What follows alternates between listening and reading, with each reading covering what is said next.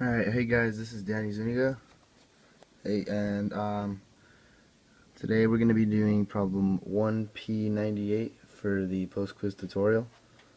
And so, got my book here.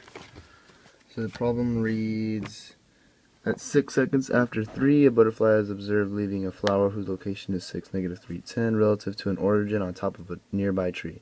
The butterfly flies till 10 seconds after 3 when it aligns on a different flower whose location is 6.8, -4.2, and 11.2 relative to the same origin. What was the location of the butterfly at a time 8.5 seconds after 3, and what assumptions did you have to make in calculating this location? Alright, so I modeled the information that I was given in this little graph right here. And so you see the origin at the top of the tree they're talking about. And then I just kind of tried to sketch a 3D graph, and I put the points to help you orient yourself better in space. So this is the initial position in respect to the top of the tree, and this is the final position with respect to the top of the tree. And so you're given its position at a time of 10 seconds and at a time of 6 seconds, and you're asked to find its position at a time of 8.5 seconds.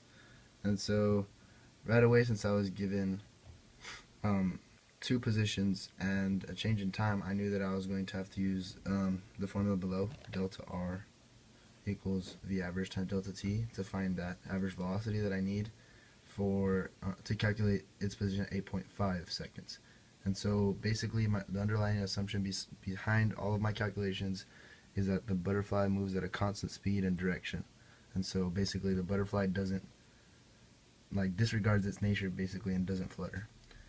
So assuming that it flies at a constant speed and direction, I ran the calculation using RF minus RI equals V average times the change in time, which is 4 seconds if you do 10 minus 6 seconds up top. So you end up dividing both sides by 4, and so your result is an average velocity over this time interval of 0.2, -0.3, and 0.3. And so now that you have an average velocity over this time interval, you can, from 10 to 6, you can apply that to a time interval from 6 to 8.5.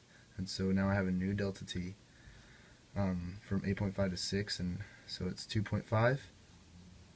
And now using the same formula but in a slightly different notation, now breaking up into RF and RI.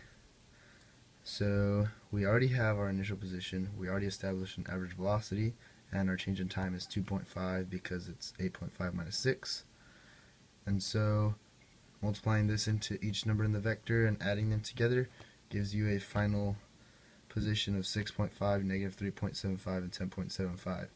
And so to check our answer really quick, we can see that 6.5 lies roughly between 6 and 6.8, roughly halfway. -3.75 lies roughly halfway between -3 and -4.2, and then 10.75 lies roughly between 10 and 11.2. And so since the time was like almost half the time would have actually been 8, this seems like a reasonable calculation. Alright guys, hope that made sense. Thanks.